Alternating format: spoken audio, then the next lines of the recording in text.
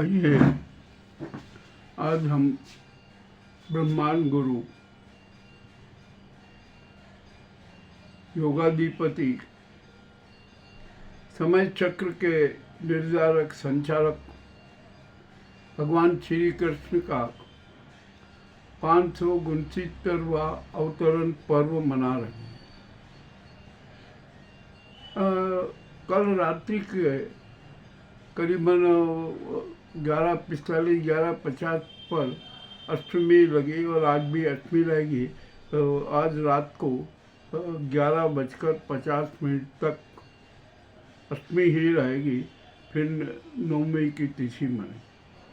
अब भगवान श्री कृष्ण को जानना बड़ा कठिन है। वो सर्वाशक है। हर आदमी कृष्ण के प्रति आकर्षित हो ही जाता है, वो चाहे किसी भी पंथ का हो, वर्ग का हो, चाहे जो। और भगवान श्री कृष्ण को तो है ना सभी पंथों में और सभी वर्गों में आदर के साथ, सम्मान के साथ स्वीकारा जाता है, उनका महिमा मंडित किया जाता है। अब यहाँ पर सवाल ये है कि आखिरकार कृष्ण को इतना आकर्षक स्वरूप क्यों? योग माया की कृपा से भगवान श्री कृष्ण का अवतरण हुआ। उन्होंने बाल क्रीड़ाएं की और अनेक दृश्य सबके सामने प्रस्तुत किए। ऐसे दृश्य प्रस्तुत किए कि जो कुछ संभव ही नहीं लगते थे, किंतु हर संभव हुआ। और कृष्ण तो महान समतावादी थे। उन्होंने कभी किसी से कुछ भी परहेज नहीं किया, कुछ भी नहीं किया, और अपने ढंग से अपनी जीवन यात्रा पूर्ण की। कृष्ण को समझना बड़ी टेढ़ी खीर। उनके एक जो वो गीता के गायक हैं, जिसमें 722 श्लोक हैं और हर श्लोक का अपना एक महत्व है। यानी ये सिद्ध हुआ कि हमारी जीवन यात्रा में 22 मूल तत्व हैं, उनका परिपालन अनिवार्य है, उनका पालन अनिवार्य है। किंतु विडंबना ये है कि हम उन तत्वों को समझ ही नहीं पा रहे, जान ही नहीं पा रहे और उनका कोई ज्ञान भी नहीं करवा रहा। ये भी एक समस्या। ठीक है, जो भी है, हमें जीवन यापन तो करना ही पड़ेगा, चाहे कैसे भी करें। तो कुछ लोग हैं जो अज्ञानता में ही अपनी जीवन यात्रा पूर्ण कर लेते हैं, कुछ लोग हैं जो अर्ध ज्ञानी होते हैं, और कुछ ऐसे नाम मात्र के होते हैं जो पूर्ण ज्ञानी होते हैं और अपनी जीवन यात्रा पूर्ण करते हैं। ठीक है, भगवान श्री कृष्ण को हमें ना एक विचित्र रूप में देखते। भगवान श्री राम को मर्यादा पुरुषोत्तम के रूप में हम पूछते हैं, जानते हैं, और भगवान श्री कृष्ण को हम पूर्ण पुरुषोत्तम के रूप में जानते हैं, उनकी पूजा अर्चना आराधना करते हैं। पूर्ण पुरुषोत्तम भगवान राम ने मर्यादाओं के रहते का पालन करते हुए हमारे सामने उदाहरण प्रस्तुत किए, और कृष्ण ने जो कि पूर्ण पुरुषोत्तम के रूप में जाने जाते हैं, उन्होंने भी हमारे सामने अनेक उदाहरण प्रस्तुत किए। कृष्ण ने किस तरह से समय चक्र के हिसाब से अपनी जीवन यात्रा पूर्ण करना होती है, इसका संज्ञान करा दी। अब यहाँ पर सवाल ये आता है कि कृष्ण ने जब कहा कि यदि आप संकल्प करना चाहिए, हमें संकल्प करना चाहिए, किंतु यदि संकल्प समस्या बन जाए ना, तो उसका त्याग भी कर देना चाहिए।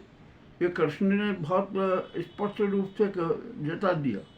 यानी एक जो हम जीवधारी है ना, हम मानवधारी है ना, हमें अपने जीवन यात्रा में अनेक प्रकार के संकट आते हैं, संकटों से लड़ना भी पड़ता है और उनका समाधान भी करना पड़ता है।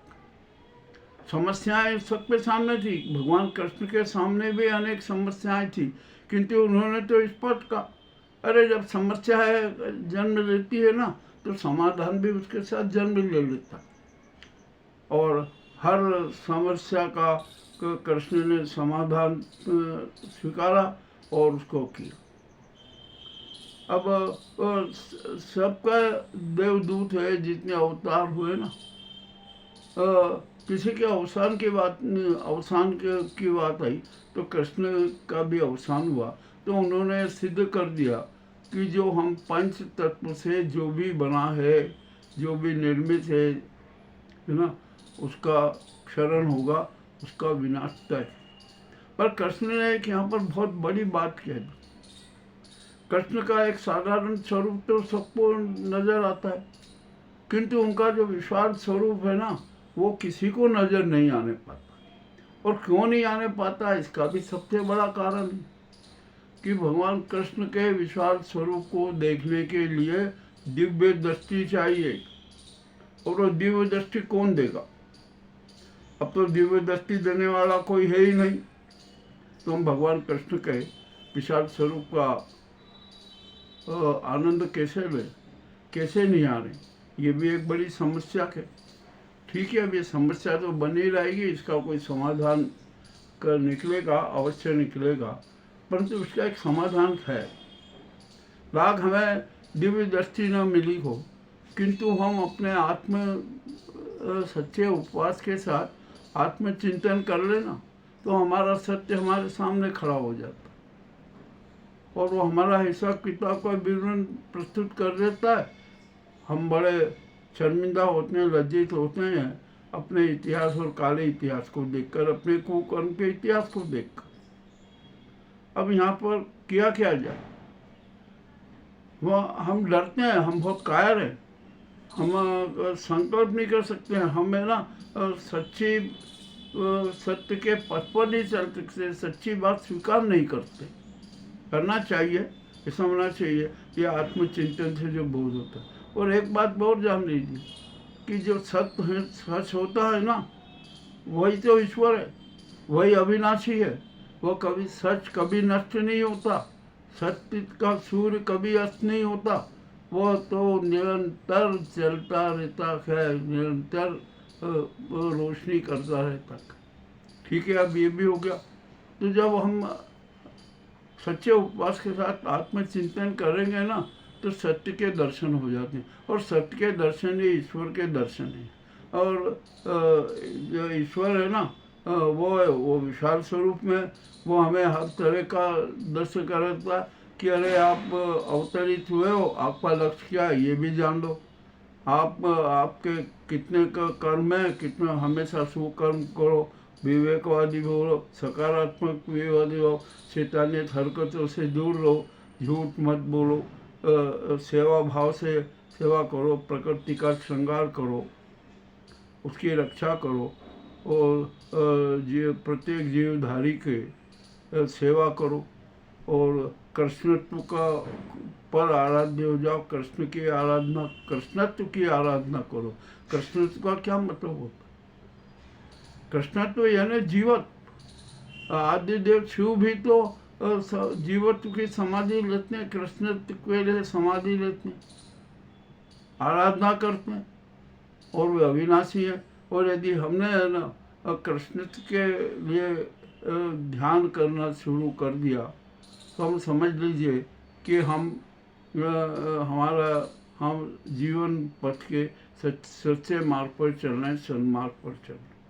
अब यहाँ पर होता क्या कि हम भ्रमित हो जाते हैं।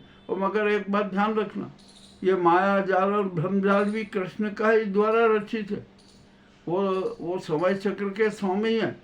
वो ऐसा चक्र चलाते हैं, ऐसा चक्र चलाते हैं कि हम मायावी होकर भटक जाते हैं।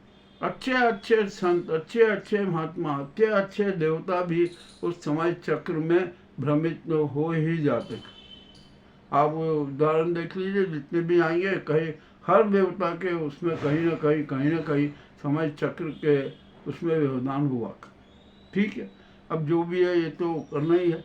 मगर भगवान श्री कृष्ण का समझना बहुत टेढ़ी खीर है, बहुत मुश्किल है, और किंतु बहुत आसान भी है। तो हम तो ये जीवन का हमारा है ना, हर कदम कुरुक्षेत्र में रहते। पर कृष्ण ने एक बात स्पष्ट कह दी कि आपका अवतरण हुआ है, आप धर्म युद्ध के लिए ही अवतरित हुए हो। धर्म की रक्षा करना आपका कर्तव्य है, दायित्व है। जीव मात्र की सेवा करना हमारा दायित्व है। सत्यवादी बने रहना हमारा दायित्व है। अहंकार विहीन जीवन यापन करना हमारा दायित्व है। सर्व कल्याण करना हमारा दायित्व है। ये सारे कृष्ण ने संदेश दिए और गीता में ये सारे संदेश विद्यमान है। 722 तत्व पूर्ण जीवन जीने की कला है विदा। और कृष्ण तो है ना 64 कलाओं में निपुण थे, 18 विधाओं में निपुण थे। उनसे कौन सी बात छूट सकती है, क्या कुछ गलती हो सकती। कृष्ण ने तो हर चीज को स्पष्ट कर दिया। क्या क्या उन्होंने उदाहरण प्रस्तुत किए हैं कि जिसकी कोई सीमा नहीं। चाहे वो अपने वाला हो, उसका भी उन्होंने घमंड तोड़ा, जो गरुड़ तोड़ दिया, अहंकार को नष्ट कर दिया। और कृष्ण सबकी सहायता भी करते हैं। जो उनके प्रति आत्मिक रूप से आत्मसमर्पित होता है ना, कृष्ण उसकी किसी न किसी रूप में सहायता करते ही हैं। अब ये कृष्ण का तो चरित्र हम कुछ बता ही नहीं सकते, कह नहीं सकते, सिर्फ हम एहसास कर सकते, अनुभूत हो जाता है कृष्ण का चरित्र। और हमें तो ये जो कलयुग में कदम कदम पर कुरुक्षेत्र तैयार रहता है, हमें तो हर कदम पर कुरुक्षेत्र का युद्ध लड़ना पड़ता। अब देखते हैं हम कैसे लड़ते हैं। मगर एक बात है, यदि हमने कृष्णत्व को तो ध्यान में रखते हुए अपना जीवन समर्पित करते हुए अपने जीवन यात्रा पूर्ण की ना, तो हमारी यात्रा सन्मार्ग ही होगी, सुखी संपन्न होगी। जो भी हो हर सर्व शुभ होगा, सर्व मंगल होगा। तो आइए आज जन्माष्टमी पर्व पर एक विशेष बात मैं कहना चाहता था कि हमारे यहाँ यज्ञों की विधा है, 9 यज्ञ होती। जन्माष्टमी पर भी यज्ञ होता। यूँ वहाँ यज्ञ करेंगे ठीक है, कर लीजिए। किंतु यदि हम आज के दिन सन्मार्ग की जीवन यात्रा का संकल्प ले लें, हम एक ये संकल्प ले लें कि हम है ना सच्चा जीवन यापन करेंगे, सेवाभावी जीवन यापन करेंगे, अहंकार में नहीं आएंगे, किसी को शोषण नहीं करेंगे, अन्याय नहीं करेंगे, कभी झूठ नहीं बोलेंगे, किसी के साथ धोखाधड़ी नहीं करेंगे, विश्वासघात नहीं करेंगे, टोपेबाजी नहीं करेंगे और सात्विक जीवन यापन करेंगे। यदि हमने यह संकल्प कर लिया ना, तो यह संकल्प भी महायज्ञ होगा। ये भी आप बात ध्यान दीजिए। आज जन्माष्टमी पर आप चाहे यज्ञ ना कर सके, किंतु संकल्प यज्ञ तो हम यज्ञ तो कर ही सकते हैं। ये तो हमारे अधिकार में और हमारे हर कदम कदम पर साथ में चलता है। किंतु हम संकल्प यज्ञ भी नहीं करते, हम क्योंकि भ्रमित है और कृष्ण के ही मायावी चक्र में तो भ्रमित होते हैं। तो हम उनके चरणों के अनुकरण कैसे बने, ये भी तो एक समस्या है। यदि भगवान श्री कृष्ण के चरणों का अनुकरण बनना है ना, तो आज और इसी वक्त जन्माष्टमी के महापर्व पर सहज सरल सात्विक जीवन यात्रा पूर्ण करने का संकल्प कर लीजिए। ये हमारा हम सबका महायज्ञ होगा। अब ज़्यादा कुछ कह नहीं सकते, हमको विद्वान तो है नहीं। हमने जो कृष्ण का स्वरूप जो हमारे दिमाग में है वही प्रस्तुत किया है। अब यूँ तो कृष्ण के अनेक लीलाएँ ये हैं, सबका वो करने तो हमें 1 साल लग, क्या हजारों साल लग जाए और फिर भी हम कुछ नहीं कर सकते। मगर ठीक है ना, आज जन्माष्टमी का पर्व है, अच्छी बातें करना, अच्छा संकल्प करना हमारा कर्तव्य है। और उसी कर्तव्य के अनुरूप आज की हम यह प्रस्तुति आपके समक्ष प्रस्तुत कर रहे हैं। निसंदेह आपको अवश्य ही पसंद आई। अच्छी बात है, आइए, किंतु हम आपसे ये निवेदन करते हैं कि हम आपसे ये नहीं कहेंगे कि आप हमारे चैनल को सब्सक्राइब कीजिए, लाइक कीजिए, नहीं। हम आप तो हमारे विचारों से भावनात्मक रूप से जुड़ते रहें, यही आपका हमारा एक बहुत बड़ा मिलन होगा, आपका आशीर्वाद होगा, हमारे जीवन यात्रा में और मजबूती प्रदान करेगा।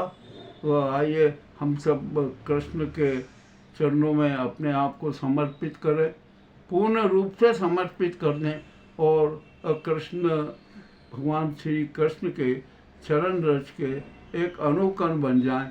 यही हमारी सच्ची साधना होगी। और यदि हमने ऐसा कर लिया ना, तो हमारा जीवन धन्य हो जाएगा। बहुत बहुत धन्यवाद।